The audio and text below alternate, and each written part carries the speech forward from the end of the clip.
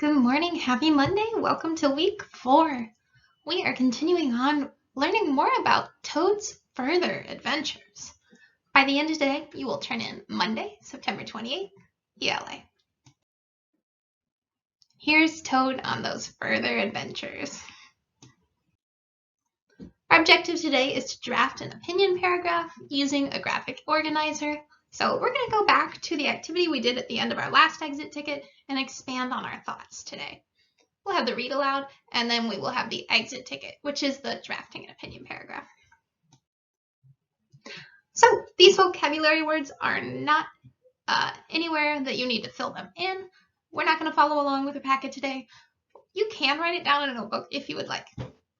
Our first word today is recklessly. Say it. Recklessly. And that means carelessly, unconcerned about the consequences or results of an action. So you might see a reckless driver. Our next word is conceited. Say it.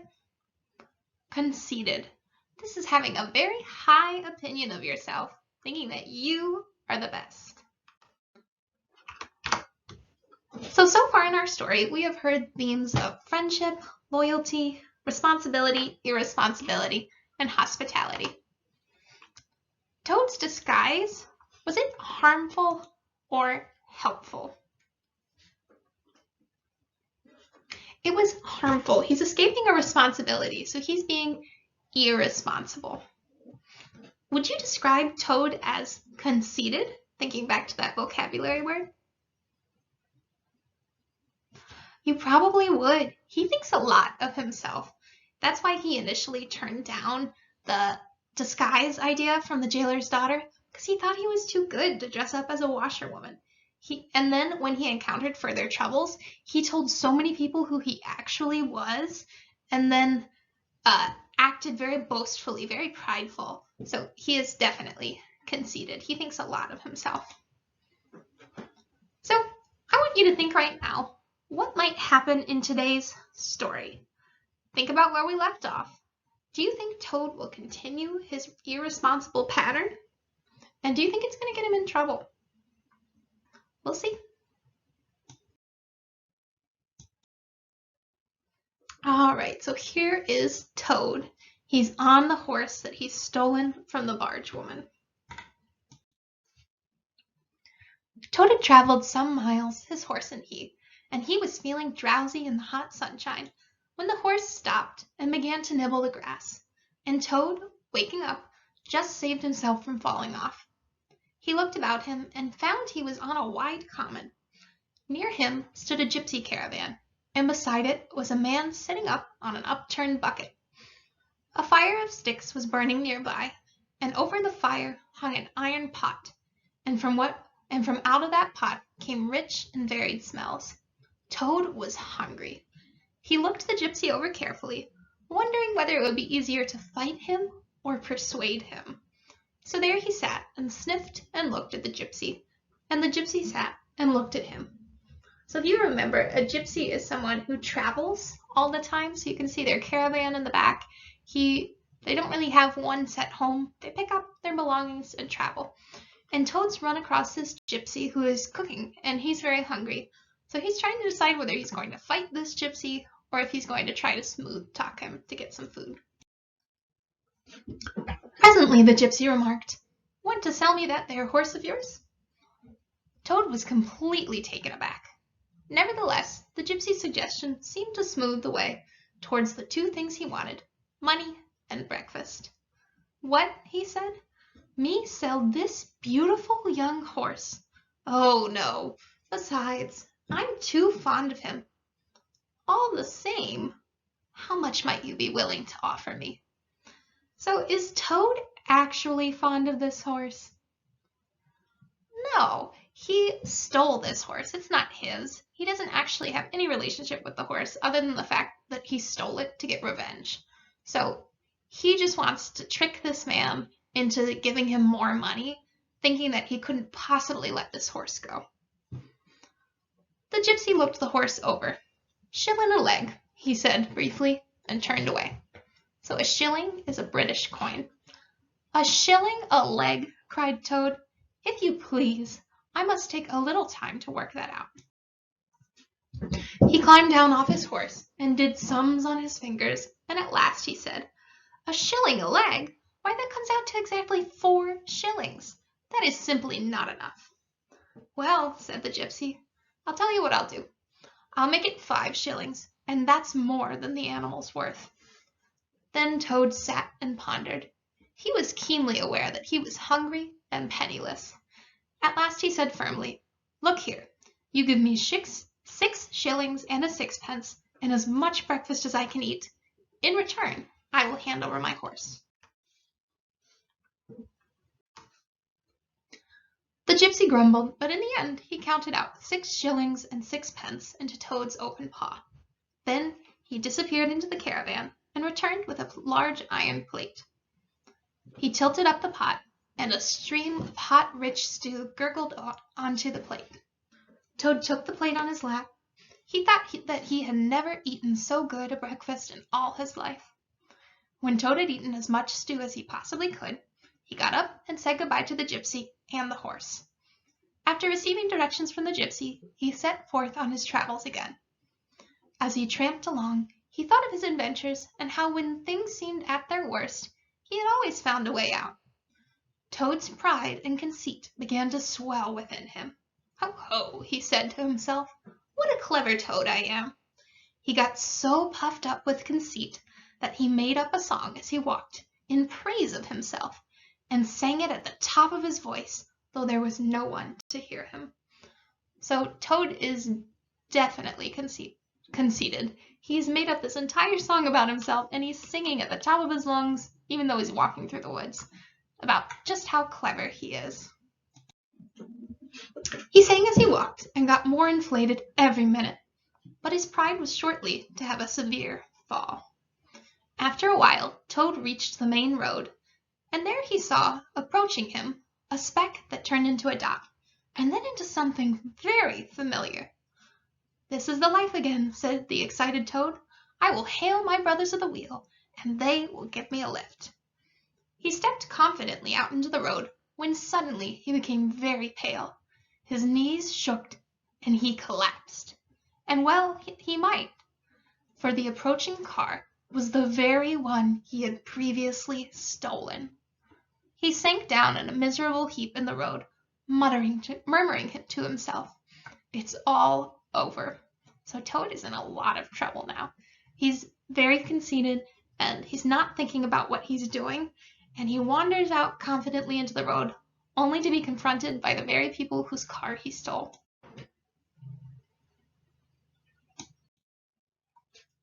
The motor car drew slowly nearer, till at last he heard it stop just short of him.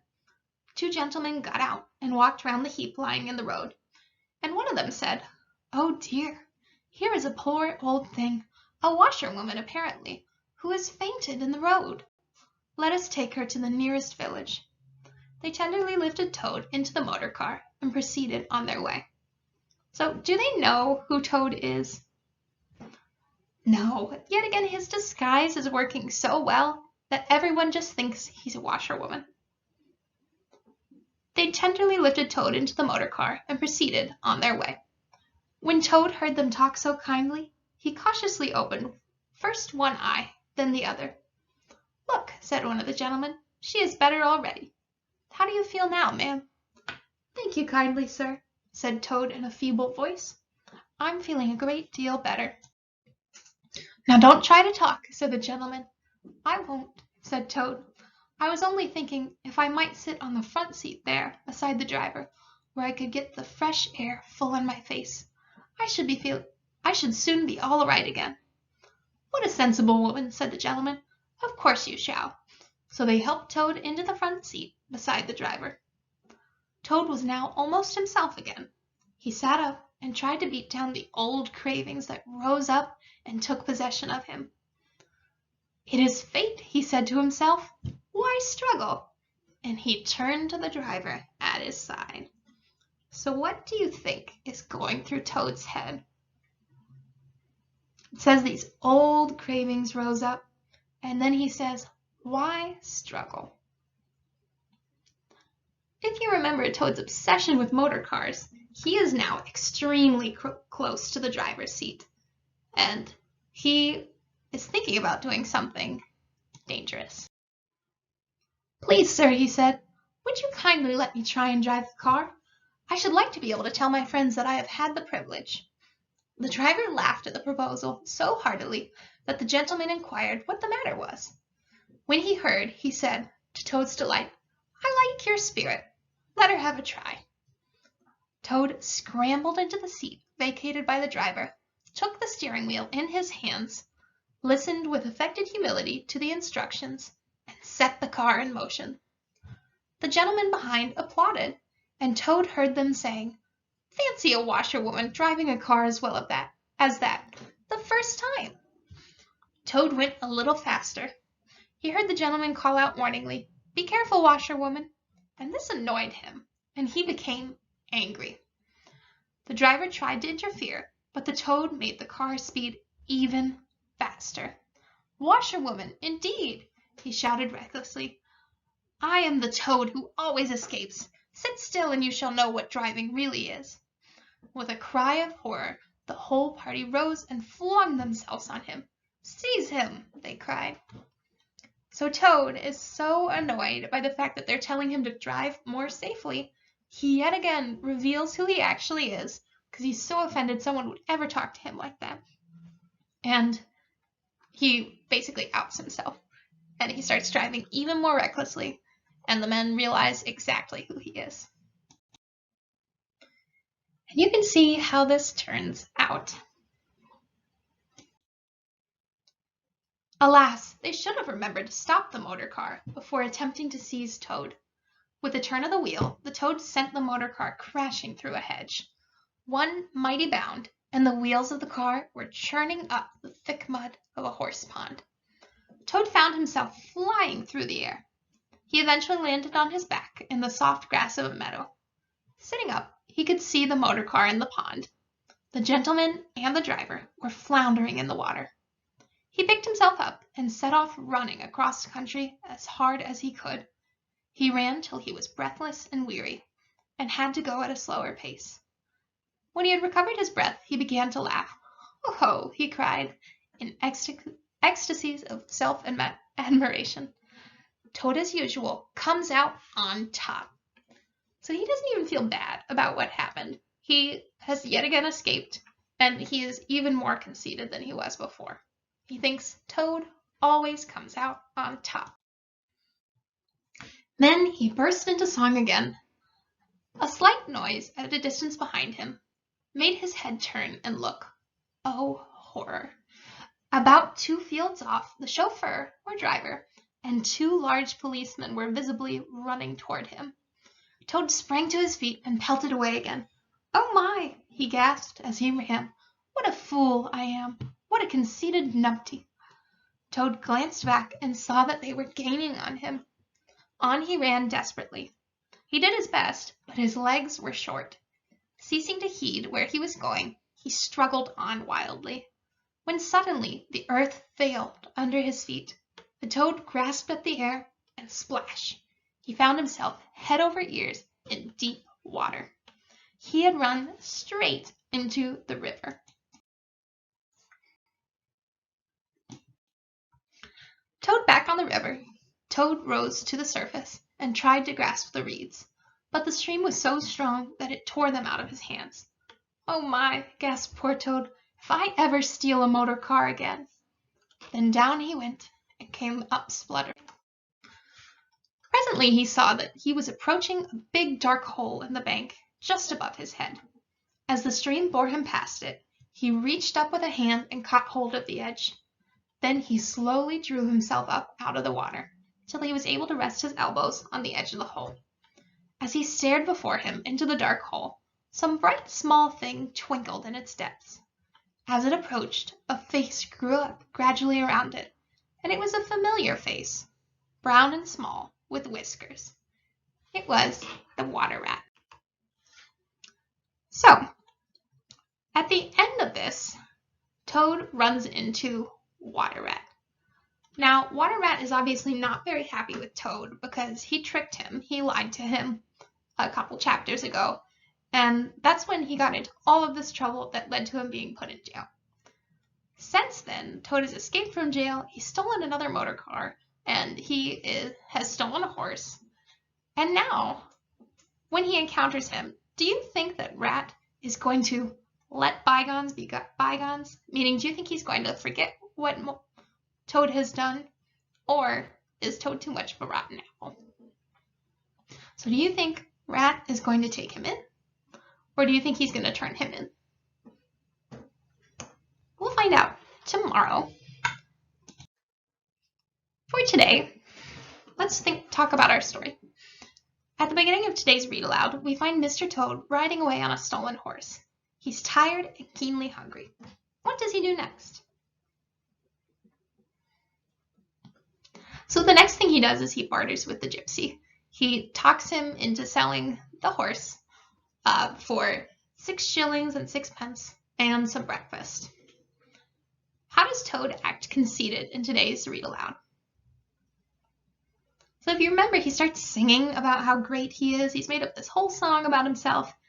And then he becomes even more conceited when the men in the car should dare tell him how to drive. He gets a really hot head and admits who he is. As Toad is walking along the road, a motor car passes. Who is in this motor car?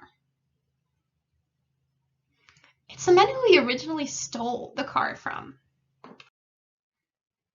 How does Toad manage to get behind the wheel of that motor car again? So he asks the men if he can just sit up in the front to feel the wind on his face and start to feel better. And then he starts to get more and more tempted, and he asks them to drive it. Why does Toad run straight into the river after getting out of the horse pond? So he's not paying attention. He sees that the police and the 2 men are chasing him, and he's just running. He's not looking in front of him.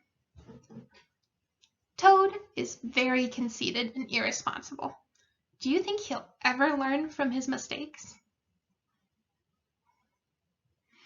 It'd be very reasonable to say no, because Toad has had many chances to change his behavior, and he hasn't.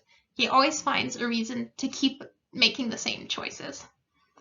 I think something big would have to happen in order for Toad to actually change his ways. All right, so this is for your exit ticket. On your exit ticket today, you'll have 3 pages. Your first page asks you to identify whether these phrases are sentences or fragments. You're going to choose which one it is from the drop-down menu, and then rewrite the phrase as a complete sentence. So even if it's already a sentence, you need to rewrite it using proper capitalization, punctuation, and then double check it for spelling. So proper punctuation would include capitalizing all proper nouns. So names, names of books, anything like that would be capitalized. Your second page has vocabulary. Please read these closely. I noticed a few people are just making choices that I think if they read more closely, they would pick a different word. So read it closely, make sure that you're choosing the correct word to fill in the blank. And then finally, we're going to revisit the opinion writing activity that we did on Friday. You've already brainstormed some details to support the topic sentence. In my opinion, Toad demonstrates the theme of irresponsibility.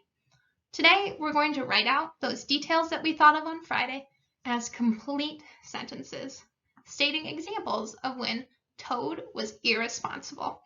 And if you found one today that you like better than what you put Friday, absolutely you can use one of the examples from today's story. You must make sure each of your sentences includes details from the story. So don't just state an opinion, make sure it comes from a source within our book. And then finally, these need to be complete sentences. So just like I said before, a complete sentence has a capitalized word at the beginning, a subject and a verb, so who and what, and then a period at the end or an exclamation point. You can pause on this screen while you complete your exit ticket today. Here are some examples that you came up with on your exit ticket from Friday. You'll notice that these are not complete sentences, but these are times when Toad was irresponsible. So what you need to do with these details is convert 3 of them into complete sentences. So if I were looking at the first detail, it says motor cars, reckless driving, wrecking, and stealing them. So I could say, first, Toad demonstrates irresponsibility with motor cars. He wrecks them and he steals them. Period. He also shows irresponsibility with disguises. He's tricked many people and lied to them about who he is. Finally, Toad shows irresponsibility when he's escaping, both from prison and from the train. Period. So that's a way that you can take these details you already came up with and turn them into complete sentences. If you need to, pause on this screen. You can definitely refer to it when you are writing your complete sentences on your exit ticket today. You will find it here. It looks like this. There are no extra assignments today, so you will only have your exit ticket. Find it under week 4, Monday, September 28th through October 2nd, and it is right here. When you're done, don't forget to turn it in. And you would only hit this button if you have already finished the Google form and submitted the form. And that's it for today. Again, please make sure that you have double-checked your work and you are doing your best work. It's okay to slow down, focus on your writing, and read it one more time before submitting. Do your best. If you have any questions, please call or text me.